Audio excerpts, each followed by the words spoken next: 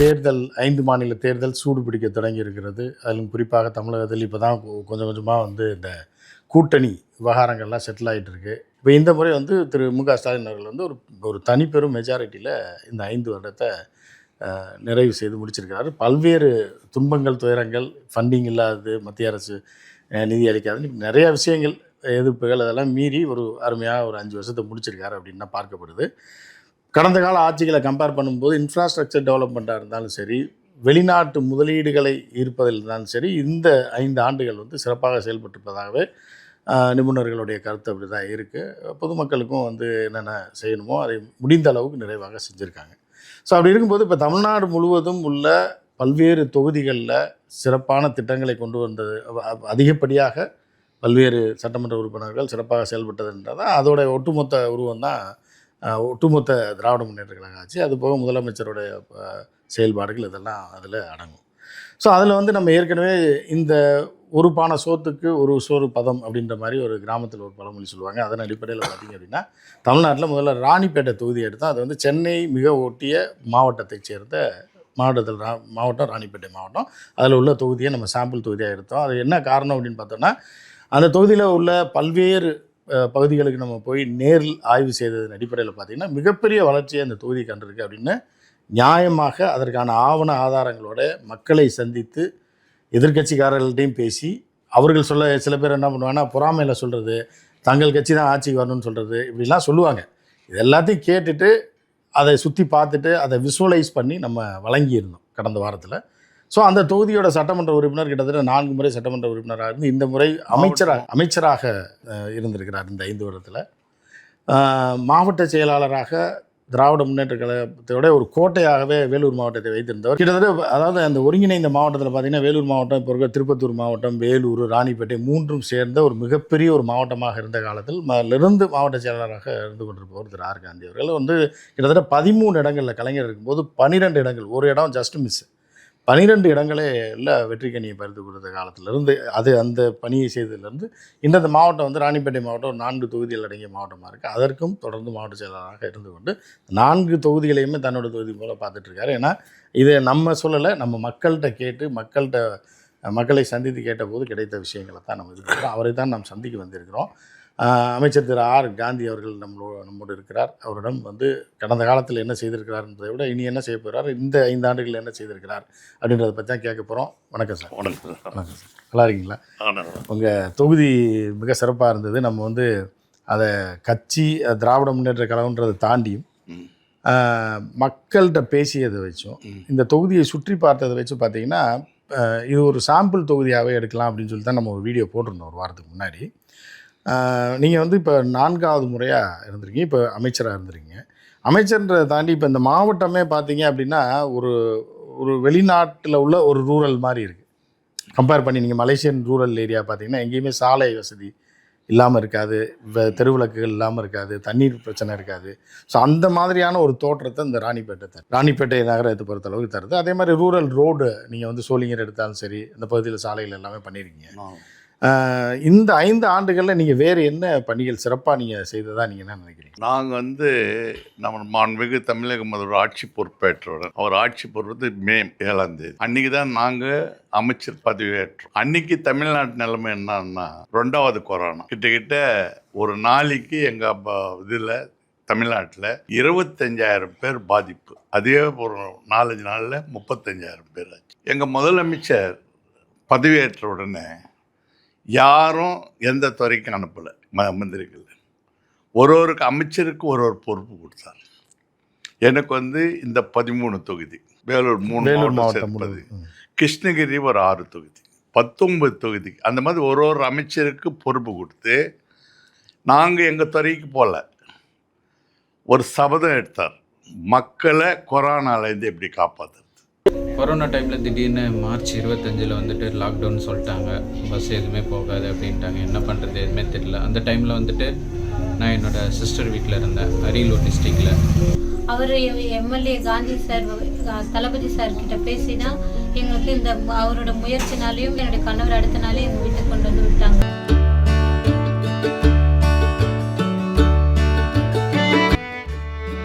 ஸ்டாலின் குரலை கேட்ட அந்த பார்வையற்ற தம்பதிகள் நெகிழ்ந்து போயினர். இந்த மாட்டுக்கு நான் பேசணும்னாங்க.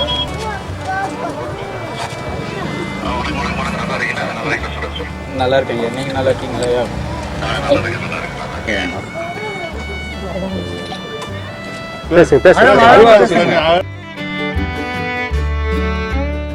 கொரோனா வராததுக்கு என்ன பண்ணுன்னு சொல்லி எங்களுக்கெல்லாம் இன்ஜெக்ஷன் கொடுத்து ஒரு ஹாஸ்பிட்டலுக்கு போய் அங்கே ஆக்சிஜனுக்கு இதா பெட்டுக்கு இதா என்ன தேவைன்னு சொல்லி ராவும் பகல் பண்ணி 2 மாதத்தில் கொரோனாவே இல்லைன்னு ஆக்கின ஒரு முதலமைச்சர்னா தமிழ்நாடு முதலமைச்சர் அவர் தான். அவர் எடுத்து அது பின்னாடி அப்போ கொரோனான்றது நம்ம தமிழ்நாடு மட்டும் இல்லை, இந்தியா உலகம் மட்டும் இல்லை, உலகம் மட்டும் கொரோனா இது பண்ணிட்டார். அதுக்கு பிறகு தான் அவர் ஆரம்பித்தார். அந்த பிறகு ஆட்சி பொறுப்பேற்ற உடனே நிதிநிலை தமிழ்நாடு எப்படி இருந்ததுன்னு உங்களுக்கு தெரியும். அவர் சொன்ன வாக்குறுதிகள் ஒன்றொன்றாக ஆரம்பித்து நல்ல மகத்தானது. இந்த 5 வருஷத்தில் எந்த துறையை எடுத்துக்கிறாலும் மக்களுக்கு அவர் ஒரே வார்த்தை சொன்னார் ஆட்சி பொறுப்பேற்ற உடனே, இது திமுக ஆட்சி அல்ல, இது நமது ஆட்சி, மக்கள் ஆட்சினார்.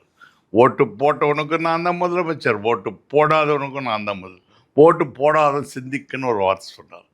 அதுக்கு தகுந்த மாதிரி ஒரு திட்டத்தை கட்சி பேதம் இல்லாமல் எங்கெங்கே எந்த ஸ்கீமாக இருந்தாலும் எங்கெங்கே அடிப்படை வசதி கையிலையோ அங்கெல்லாம் செய்யற மாதிரி இன்ஸ்ட்ரக்ஷன். அவர் ஒரு ஸ்கீமு பார்த்தீங்கன்னா இந்த 5 ஆண்டில் இந்த 4 தொகுதி, நான் எப்பவுமே என் தொகுதி மட்டும் பார்க்க மாட்டேன், 4 தொகுதி ஒரே மாதிரி. நீங்கள் மாவட்ட செயலாளர் மாவட்டத்தினால 4 தொகுதிக்கு டெவலப்மெண்ட்டுக்கு தான் பார்ப்பேன் எது இருந்தாலும். அந்த இந்த 5 வருஷத்தில் முதல்வரின் முகவரி திட்டம் அதில் கிட்ட 1,74,308 மனுகள் தீர்வு காணப்படும். அது எப்படின்னா அதுக்கு முன்னே அவர் தேர்தலுக்கு முன்னே உங்கள் தொகுதியில் ஸ்டாலின் வந்தார், மனுகள் வாங்கினார். மனுகள் வாங்கி அந்த மனுகள் அவர் சொன்ன ஆட்சிக்கு வந்தால் 100 நாள் கூட தீர்வு காண முடியும்னு பொட்டியில் போட்டார், பூட்டிட்டார். அப்பெல்லாம் சேர்ந்து இங்கே இவர் எங்கே செய்ய போறாருன்னு சொன்னார். ஆனால் ஆட்சிக்கு வந்த உடனே அதுக்கு ஒரு துறை தனியார் இது பண்ணி 100 நாளைக்கு தீர்வு காணப்பட்டது. அது பிறகு என்ன ஆயிடுச்சுன்னா மக்கள் மத்தியில் ஒரு நம்பிக்கை வந்தாச்சு அவர் பேர், இவர்கிட்ட மனு கொடுத்தா வேலை ஆகணும். அந்த ஸ்கிரிப்ட் பார்த்தீங்கன்னா முதல்வர் முகவரி திட்டத்துக்கு அப்புறம் நான் சொல்றது எங்கள் மாவட்டம் தமிழ்நாடு, எங்கள் மாவட்டத்துக்குள்ள 1,74,367 பயனடைந்துக்கிறார். அப்புறம் இல்லம் தேடி கல்வி, இதெல்லாம் ஒன்று கலைஞர் எப்படியோ எல்லாரும் மிஞ்சிற அளவுக்கு அண்ணாவும் பெரியாரும் நினைவுகளை நிறைவேற்றுற ஒரே அமைச்சரானா எங்கள் மாவட்டத்தில் 1,32,837 மாணவர்கள் பயனடைஞ்சுக்கிறாங்க. இதெல்லாம் சாதாரண திட்டங்கள் இல்லை. எதுக்கு சொல்கிறேன்னா அதே மாதிரி கலைஞர் மகளிர் உரிமை தொகை, அது ஒரு பெரிய சக்ஸஸ்ஃபுல் இந்த ஆட்சி. மகளிர் உரிமை தொகைன்றது தேர்தலுக்கு முன்னே அறிவிச்சது, கொஞ்சம் லேட் ஆச்சு. காரணம் ஃபைனான்ஸ் ஒன்றும் இல்லாது நமக்கு ஒன்றிய அரசு ஒன்றும் செய்யாது இருந்து இந்த அளவுக்கு அவர் பண்ணிட்டு எடுத்த உடனே 1,15,00,000 பேர் கொடுத்தார் டோட்டல் தமிழ்நாடு ஃபுல்லாக. அப்புறம் 2வது பேலன்ஸ் இருந்ததெல்லாம் யாருக்கு அவர்களை கொடுத்து 1,31,00,000 பேர் இன்னைக்கு. இது எங்கள் மாவட்டத்தில் மட்டும் 2,01,085 பேர் அதனால பயனடி. இல்லை, இப்போ இந்த காலகட்டத்தில் இப்போ முதலமைச்சராக திரு மு க ஸ்டாலின் அவர்கள் பொறுப்பேற்றதுக்கு பிறகு இப்போ நீங்கள் கலைஞரோட மிக நெருக்கம் இருந்திருக்கிறீங்க. அந்த காலகட்டத்திலையும் அவர் துணை முதல்வர் மேயர் அந்த ஒரு காலகட்டம். இப்போ உங்களுடைய தலைவர் திரு மு க ஸ்டாலின் அவர்களுடைய அமைச்சரவையில் இருக்கீங்க. கலைஞரோட இருக்கும்போது கூட சட்டப்பேரவை உறுப்பினராக இருந்தீங்க. இல்லை, இப்போ நீங்கள் அமைச்சராக வேற இருக்கீங்க. ஸோ இந்த பீரியட் எப்படி இருந்துச்சு? என்ன மாதிரி சாங்ஷன்ஸ் உங்களுக்கு முதலமைச்சர் உங்களுக்கு கொடுத்தாரு? என்ன மாதிரி நீங்கள் வைத்த கோரிக்கைகள் எல்லாமே நிறைவேற்றப்பட்டுச்சு அந்த ராணிப்பேட்டை மாவட்டத்தை பொறுத்தளவு? ராணிப்பேட்டை மாவட்டத்தில் எந்த மட்டும் இல்லை, பொதுவாக நான் சொன்னல ஒரு வார்த்தை, அந்த மாதிரி எங்கெங்கே யாருன்னா இருக்கட்டும், சப்போஸ் ஏடிஎம்கேவோட எம்எல்ஏ இருக்கட்டும், அங்கே ஒரு முக்கியமாக ஒரு தேவைன்னா இப்போ நான் அந்த டிஎம்கே எம்எல்ஏ இருக்கிற இடத்துல மட்டும் இல்லை, அமைச்சர் இடத்துல இருக்கிற அங்கே தான் ஃபஸ்ட்டு ப்ரிஃபரன்ஸ் கொடுக்கும். அந்த மாதிரி எல்லா தமிழ்நாடு ஃபுல்லும் இதில் ஸ்பெஷலாக 1-2 நம்ம வாங்கிடுறோம், நம்ம இன்ட்ரெஸ்ட்டாக பண்ணி சொல்லி ஒன்று இந்த மாதிரி சிஎஸ்ஆர் ஃபண்டு. இப்போ நீங்கள் சொன்னீங்கல்ல இந்த பிரிட்ஜு கீழெல்லாம், அது சிஎஸ் டாடா கம்பெனியில் தான் 4.5 கோடி கொடுத்துக்கிறாங்க. அந்த மாதிரி என் சொந்த இதில் பண்ணி நான் இன்வால்மெண்ட்டோட அந்த மாதிரி செய்யறது தனி. இது பொதுவான கவர்மெண்ட்னு எல்லாருக்கும் ஈக்குவல். நிச்சயம். இப்போ இந்த ஆட்சி காலத்தில் இப்போ நாங்கள் பார்த்த வரைக்கும், இந்த உங்கள் தொகுதியை சுற்றி பார்த்த வரைக்கும், மக்கள்கிட்ட பேசின வரைக்கும், ஒரு மிகப்பெரிய ஒரு ஒரு மக்கள் பேசக்கூடிய ஒரு விஷயமா என்ன பார்க்குறோம் அப்படின்னா, இந்த மேம்பாலத்தை தான் பார்க்குறோம். ஏன்னா முதல்ல தமிழ்நாட்டில் ரயில் விட்டது இந்த உங்கள் ராணிப்பேட்டை ரயில்வே ஸ்டேஷனுக்கும் ராயபுரத்து ஸ்டேஷன். ஆமாம். ஸோ இப்போ அதில் உள்ள ஒரு பாலம் வந்து பார்த்தீங்க அப்படின்னா நகர்பகுதியில் வருது, ரொம்ப டஞ்சனாக இருக்குது. ஒரு வண்டி போச்சுன்னா இன்னொரு வண்டி லாரி வர்றது கஷ்டமாக இருக்குது, ரொம்ப டேஞ்சராக இருந்தது. அது எப்படி நீங்கள் அதை பண்ணீங்க? நான் வந்து அப்போ வந்து இங்கே ஏடிஎம்கே ஆச்சு, அங்கே பிஜேபி தான் அப்போட. நிச்சயமா. அப்போ தான் நான் எம்எல்ஏ. நிச்சயமா. போன இதில் எம்எல்ஏ. அப்போ தான் போய் டெல்லிக்கு இப்போ நான் முன்னொன்று சிந்திச்சு தான் பண்ணுவேன். போய் டெல்லியில் உட்காந்துன்னு பண்ணி, ஆனால் பொன் ராதாகிருஷ்ணன் தான் அவர் அடிக்கடி அன்றைக்கே விட நான் வந்து நன்றி சொன்னேன் அவருக்கு. அவர் பண்ணி கொடுத்தாரு. அது கொஞ்சம் டிலே ஆச்சு. அப்புறம் அவருக்கு மாறிட்டார், நிதின் கட்கரி வந்தார். அவர் வந்த பிறகு டெண்டர் வச்சு இது பண்ணோம். நம்ம வந்து பின்னால் தான் அடிக்கலாம். இல்லை, அது பாலத்தை இவ்வளோ ஃபாஸ்ட்டாக முடிச்சிருக்கீங்கன்றது மக்களுக்கு ரொம்ப சந்தோஷமான ஒரு விஷயம் தான் இருக்குது.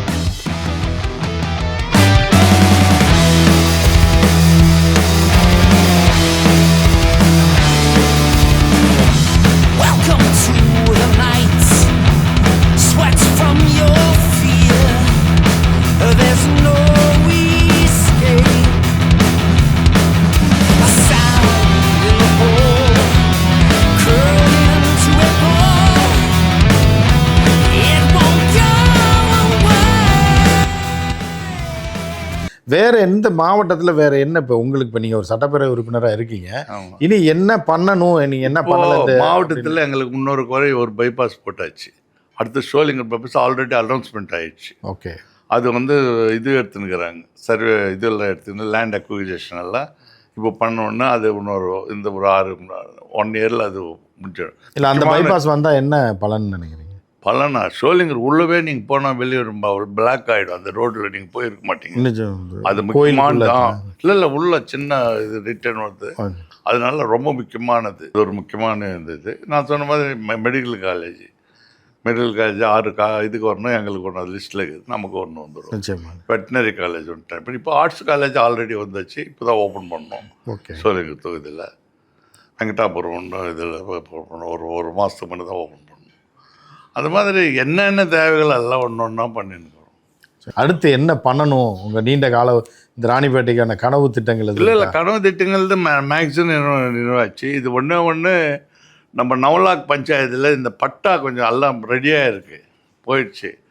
ஏதோ ராஜாங்க வச்சு அந்த ஏதோ கொஞ்சம் இப்பெல்லாம் பண்ணிட்டேன். அந்த பட்டா இல்லை, அந்த பட்டாலாம் நான் இந்த ஆட்சி வந்த உடனே ஒரு 2-3 மாதம் அது வருவாங்க. அது ஒரு கனவு. அது பண்ணி அது பட்டான்றது ரொம்ப முக்கியம். இல்லை காலங்காலமாக வருஷமாக்குறாங்க. அதான் மக்கள் இருக்காங்க 200 வருஷமா. அதான், ஆனால் அவங்களுக்கு சொந்தம் இல்லைன்ற மாதிரி எல்லாம் பண்ணி எல்லாம் பேப்பர் ஒர்க் ஆயிடுச்சு. அது ஒன்று இருக்குது, அது முடிச்சிடுவேன். உங்களோட ஸ்டாலின் திட்டம், உங்களோட ஸ்டாலின்ன்றது 1000 இப்போ 10,000 கேம்ப் போட்டார். அது என்னடான்னா எங்கள் மாவட்டத்தில் கிட்டத்தட்ட 236 கேம்ப். இந்த கேம்ப் போட்டுட்டு அதில் 14லேருந்து 15 இது வருவாங்க, துறைகள் 15 துறைகள் எல்லாம் வருவாங்க. அங்கே மனு வந்து கொடுப்பாங்க. அந்த மனு கொடுத்தா சாயந்தரத்துக்குள்ளவே எதிர்த்திக்கு கூட அங்கேயே சேர்த்துட்டு அப்போ கையில் கொடுத்துட்றாங்க. அப்படி இல்லைன்னா ஒரு 30 நாளுக்குள்ள திருப்பி அந்த மனுங்கள் பண்ணி கொடுக்கணும். அப்படி சப்போஸ் எதுனா 1-2 ரிஜெக்ட்னா என்ன காரணம்னு சொல்லும். அப்படி பார்த்தீங்களா அந்த திட்டத்துக்குள்ள எங்களுது 52,805 பயன் எடுத்துக்கிறாங்க பயனாளிகள் எங்கள் மாவட்டத்தில் மட்டும். உங்கள் தொகுதியில் முதலமைச்சர்ன்றதில் 4,090 மனுக்கள் தீர்வு காணப்பட்டிருக்குது. இதெல்லாம் ஒன்று சொல்கிறேன். இந்த மாதிரி திட்டம் எங்கேயுமே கிடையாது, இந்தியாவிலே எந்த மாநிலத்தில் கிடையாது.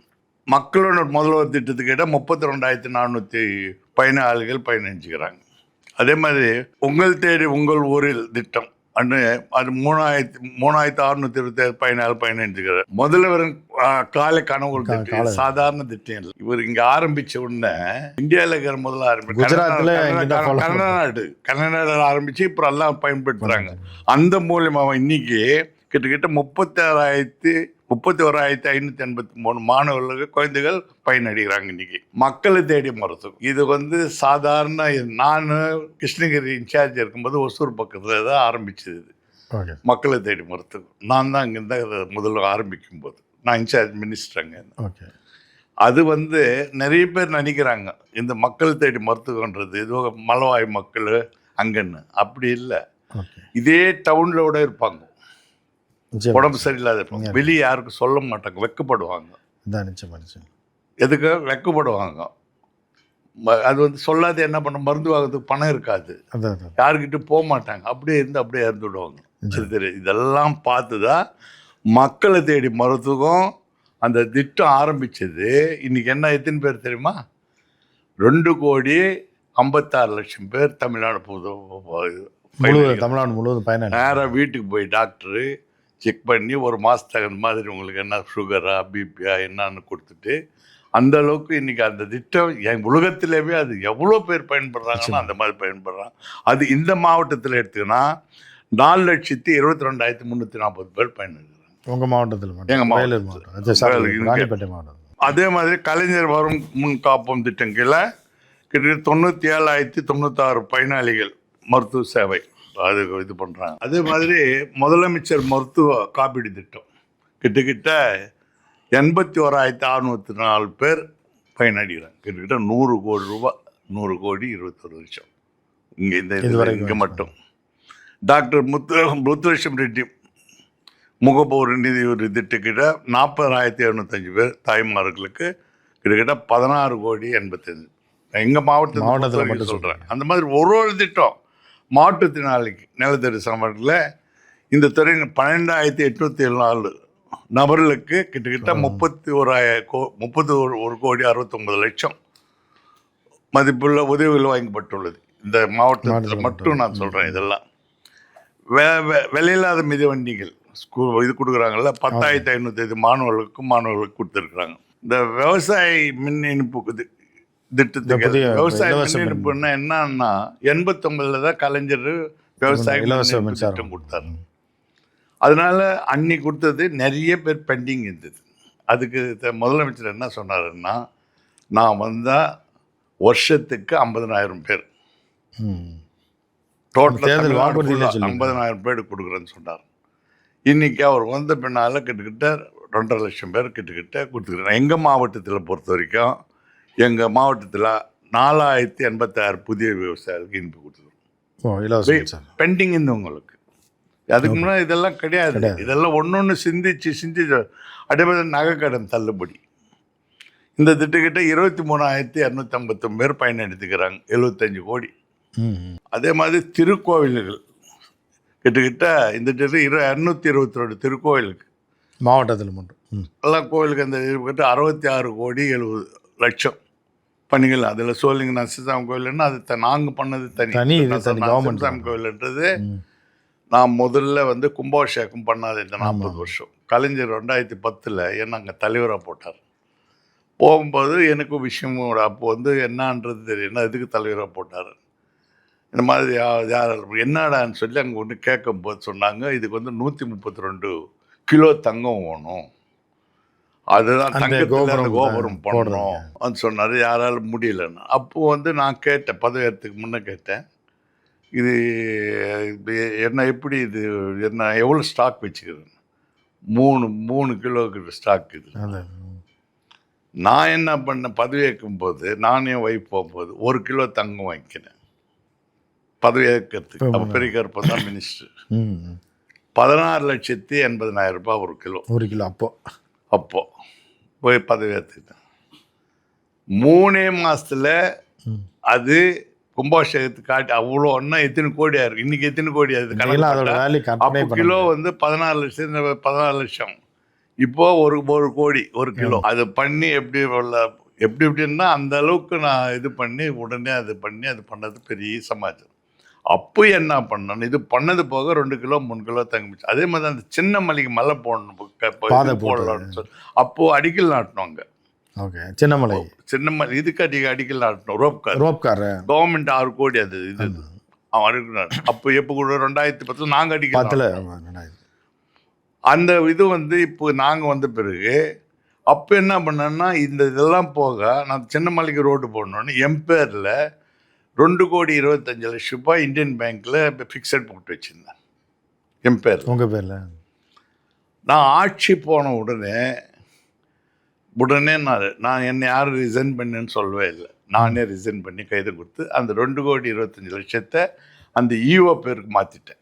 ஓ சார். அது இந்தியன் பேங்க் அங்கே சோளிங்கரில் தான். Okay sir. அந்த பணத்து இன்ட்ரெஸ்ட் அதெல்லாம் சேர்ந்து 4 கோடி ஆகி அதில் இந்த 10 வருஷம் ஒரு வேலை நடக்கலை, அப்படியே நின்று போச்சு. அதுக்கு பிறகு இப்போ வந்த உடனே நாங்களே சிந்திச்சு இப்போ எப்படின்னா கோவிலெலாம் நேராக பண்ணிவிட முடியாது. அவர் நான் அமைச்சராக இருந்தால் விட ஒரு ஜீவோ யார் தான் பண்ணணும். நாங்கள் சேர்ந்து 5-6 பேர்னா இப்போ நாங்கள் வந்து யார் யாருன்னா நான் ரவீன் கிரசன்ட் ரோட் பெங்களூர் எல்லாம் இந்த பக்கம், அது ரமேஷ் ஆக்ஸ்போர்ட் காலேஜ் அவர் ஒன்று, நாகார்ஜுனா கன்ஸ்ட்ரக்ஷன்ஸ் பெரிய லெவலில் அவங்களெல்லாம் ராஜூஸ் அவர் ஒன்று, நந்தினி ஹோட்டல்னு பெங்களூரில் இருக்கிற அவங்களும் ராஜேஷ் எல்லாம் இங்கே தூருக்காரனுங்க அவர் ஒன்று, நான் ஒன்று, ஜெகத் ரட்சகன் பையன் போட்டு 6 பேர் நாங்கள். இதில் என்ன கண்டிஷனு கவர்மெண்ட் ஜீவோ நான் தலைவர். நாங்கள் என்ன பண்ணோன்னா அந்த கோவில் பேர் சொல்லி யாருக்கிட்ட பணம் வசூல் பண்ணக்கூடாது, எங்கள் சொந்த பணத்தில் தான் பண்ணணும். நான் ஆக்சுவலாக அதுக்கு வந்து 25 கோடி பிளான் பண்ணி இப்போ 15 கோடி ரெடி இப்போ எல்லாம் பண்ணது எங்கள் சொந்த செலவு தான் இப்போ நடக்கிறதெல்லாம். ஓஹோ. சொந்த நாங்கள் தான், வேறு யாருக்கிட்ட வசூல்ன்றதே கிடையாது.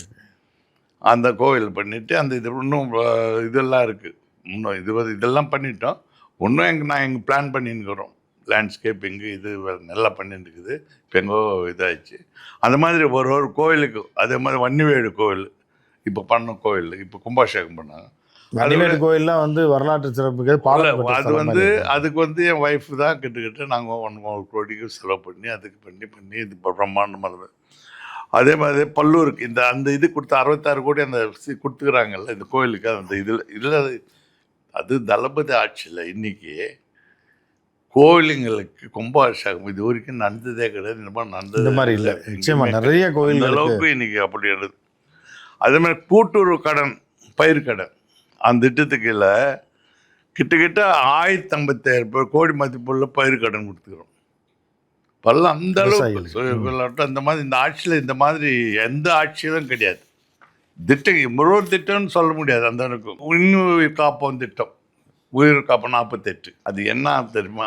இதெல்லாம் எப்படி தான் முதலமைச்சர் பண்ணாருன்னே தெரியாது. இப்போ ஒரு ஆக்சிடென்ட் ஆகுது, எங்கே போவோம்? ஆம்புலன்ஸோட நீ நேராக ஹாஸ்பிட்டலுக்கு நேராக போனோட அவன் போலீஸில் கம்ப்ளைண்ட் பண்ணி எஃப்ஐஆர் இது வாங்கிக்கினே அப்புறம் நீ போலீஸ் ஸ்டேஷனில் போனோட இது ஹாஸ்பிட்டலுக்கு போனோட அந்த போலீஸ் சர்டிஃபிகேட் இது வந்த பின்னால் தான் அவன் பேஷண்ட்டே பார்ப்பான். அது வரைக்கும் அப்படியே சும்மா தான் இருக்கணும். அவன் பயந்து வரமாட்டான், நமக்கு தான் அவனுக்கு ரெக்கார்டு வரணும். அந்த மாதிரி இருந்தது. அதே மாதிரி ஆக்சிடென்ட் ஆகும், நீங்கள் அந்த பக்கம் போவீங்க, யாருன்னா மனசாட்சி இருக்கிறவங்க தான் அவங்களை இட்டுன்னு போய் ஹாஸ்பிட்டலில் சேர்ப்பான். இது அப்படி இல்லை. இது வந்து நேராக போயிடுவாங்க. இப்போ எதுக்குடா நம்ம கோர்ட்டு போயிடுவாங்க. இது இது என்ன இருந்தா உயிருக்கும் 48ன்றது ஆக்சிடென்ட் ஆச்சுன்னா உடனே எங்கள் பக்கத்தில் ஹாஸ்பிட்டலில் இருந்தால் கூட எந்த எஃப்ஐஆரோ எதுவும் தேவையில்லை, நீங்கள் இந்த ஹாஸ்பிட்டலில் போய் அட்மிட் ஆகிடலாம். 48 மணி நேரத்துக்கு 1 லட்ச ரூபாய் இருந்து இப்போ 2 லட்சம் ஆகிட்டார். 2 லட்சம் ஃப்ரீ, கவர்மெண்ட்டே தான். ஆனால் இதெல்லாம் இல்லை.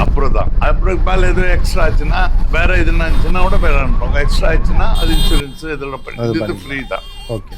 அது மட்டும் இல்லை, நீ பார்க்காத போவல்ல அங்கே ஆக்சிடென்ட்னா நீ அவனை எடுத்துன்னு போய் இந்த ஹாஸ்பிட்டலில் சேர்த்தியானா உனக்கு 5,000 ரூபாய் பிளானிங் சொல்கிறேன் நான். இதுக்கிட்ட அதில் அந்த திட்டத்தில் பார்த்தீங்கன்னா 6,370 பேர் பயணிச்சுக்கிறாங்க எங்கள் மாவட்டத்தில். எங்கள் மாவட்டத்தில் மட்டும். Okay okay. 6,370 பேர். கல்வி உதவி திட்டம் இப்போல்லாம் வந்து பேங்க்கில் போய் இது பண்ணுவாங்க. இப்போல்லாம் கேம்ப்பு போட்டு கலெக்டர்ஸ் எல்லாம் கேம்ப் போட்டு அந்த கல்வி உதவி திட்டத்தில் 6,843 கல்லூரி மாணவர்களுக்கு கிட்டத்தட்ட 81 கோடி கடன். அது வாங்குறதெல்லாம் ரொம்ப கஷ்டம். இப்போல்லாம் அப்டேட் வந்து ஒரே இடத்துல வாங்கி கொடுக்குறது. இதெல்லாம் இந்த மாதிரி எந்த இதுக்கும் நலங்காக்கும் ஸ்டாலின் இது சூப்பர் திட்டம். வில்லேஜில் போடுறோம், சாதாரண ஒரு இதில் போடுறோம். டாக்டர்ஸ் எல்லா துறையும் அங்கே வந்து மெடிக்கல் கேம்ப்பு எக்ஸ்ரேலேருந்து எல்லாமே ஃப்ரீ. ஒரு கேம்பில் மினிமம் 3000 எக்கோ எடுக்கிறாங்கல்ல, எக்கோலேருந்து எல்லாமே எல்லா டெஸ்ட்டுமே எல்லாம் பண்ணிவிட்டு அங்கே உனக்கு என்ன தேவைன்னு கூட அப்படி இல்லைன்னு பேர் ஹாஸ்பிட்டலுக்கு அனுப்புகிறாங்க. சாதாரண கேம்பில் சின்ன வில்லேஜ்லன்னா எல்லாம் தெரிஞ்சு போய் இந்த மாதிரி எங்கேயுமே பார்க்க முடியாது. கிட்டத்தட்ட 3000-4000 பேருக்கு ஒரு கேம்பில் அந்த மாதிரி ஃபஸ்ட் கிளாஸான திட்டம். அது சாதாரண பீப்புளுக்கு அப்போ ஒன்று இது எடுக்கிறதாகட்டும் எல்லாம் ஃப்ரீ. ஏழை மக்கள், கஷ்டப்படுற மக்கள் வந்துட்டு போய் அந்த திட்டத்துக்குள்ள பயனடைஞ்சவங்க எவ்வளோ தெரியுது? 38,773 பேர் வைக்கிறாங்க. அன்பு கரங்கள் யாருன்னா சிந்திச்சாங்களா? அன்பு கரங்கள்னா என்ன? இப்போது அப்பா அம்மா இருந்துட்டு பசங்க இருப்பாங்க, அவங்க தாத்தா யாருன்னாலும் பார்த்துட்டு இருப்பாங்க. இதெல்லாம் எப்படி நான் என்னென்ன திட்டம் கொடுக்கறது பேசல, எந்த மாதிரியான மக்கள் இந்த மாதிரி சிந்திச்சு இந்த மாதிரி யோசனை யாருக்கு வந்திருக்கோம்? யாருக்கு ஒன்று வந்திருக்குமா? நம்ம தளபதிக்கு தவிர யாருக்கு ஒருத்தர் சான்ஸ் இல்லை. கலைஞர் எல்லாரும் மிஞ்சிட்டார் இவர்.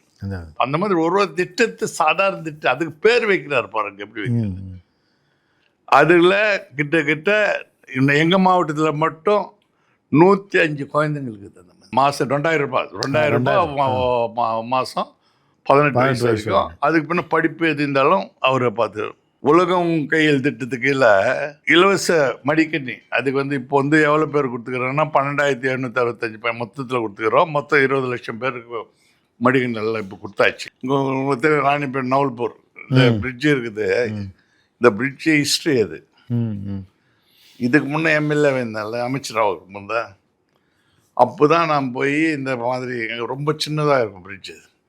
அப்போ இங்கே ஒரு இருந்தார், அவர் தான் ஐடியா கொடுத்து நம்ம சொல்லி நான் இது எப்படின்னா பண்ணேன்னு சொல்லி அப்போ இதுக்கு டெல்லிக்கு போய் எல்லாரும் லெட்டர் எடுத்துன்னு பொன் ராதாகிருஷ்ணன் அப்போ மினிஸ்டர்.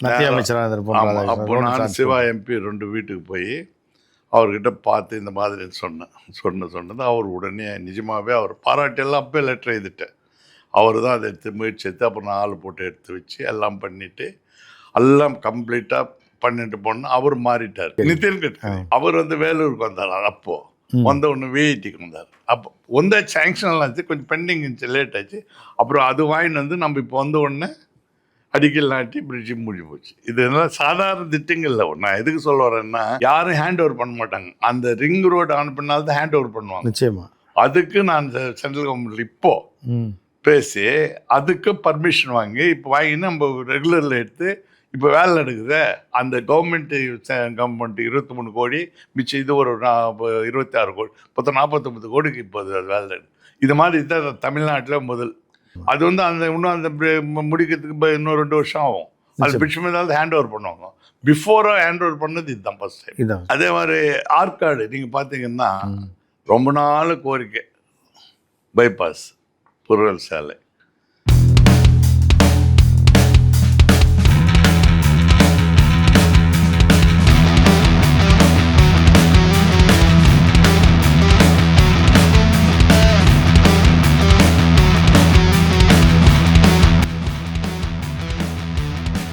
அது இமீடியட்டாக 18 மாதத்தில் படிக்க வேண்டியது 10 மாதத்தில் முடிச்சு ஓப்பன் பண்ணோம். ஒரு 15 நாளில் பிரமாதம். அது எவ்வளோ வருஷமாக கோரிக்கை. சாலை அந்த பகுதி மக்களே ரொம்ப பெருமையாக பேசுகிறாங்க. பெரிய ஒரு ரிலீஃப் ஆயிருக்கு. ஆமாம். இந்த தடுப்பணைகள்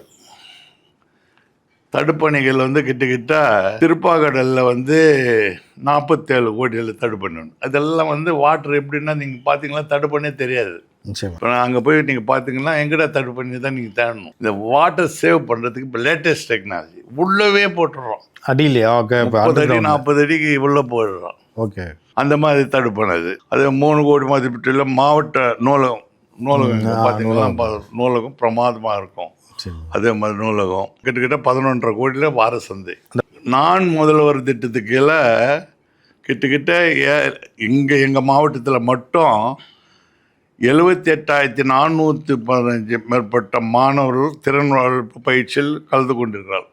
புதுமை பெண் திட்டம் 14,540 மாணவிகள். அடுத்தது தலைவர் முதல் கையெழுத்து போட்டார் இல்லை, மகளிர் விடியல் பயண திட்டம் ஃபர்ஸ்ட் பதவி. அதில் கிட்டத்தட்ட 7,88,00,000 மகளிர் இந்த இதில் பயன்படுத்திக்கிறாங்க. எங்கள் மாவட்டத்தில் மட்டும் 7 கோடி. அவ்வளோ இங்கே நிறைய இது அவ்வளோ பேர் பயணிக்கிறாங்க. அடுத்தது இந்த விளையாட்டுத்துறை, நம்ம சின்ன முதல்ல நம்ம டெப்டி சிஎம் வந்தப்போ விளையாட்டுத்துறை எங்கேயோ போயிடுச்சு. இப்போது எங்களுக்கு ஒரு மாவட்டத்துக்கு ஒரு ஸ்டேடியம் கிட்டத்தட்ட இப்போ எனக்கு 16 கோடியில் வேலை இருந்திருக்கு. Stadium super. இன்னும் இது கூட பயன்பட 16 கோடியில் இன்னொரு 6 மாதத்தில் ஓப்பன் பண்ணிவிடும். நீங்கள் வந்து முதல் முறையாக 1996 முதல் முறையாக சட்டப்பேரவை உறுப்பினர் ஆகிறீங்க. அந்த காலகட்டத்தில் ரொம்ப ஒரு பார்த்திங்கன்னா ரொம்ப பின்தங்கிய ஒரு மாவட்டமாக தான் இருந்தது. ஏன்னா நானும் அந்த பத்திரிகையாளராக பார்த்துருக்கோம்.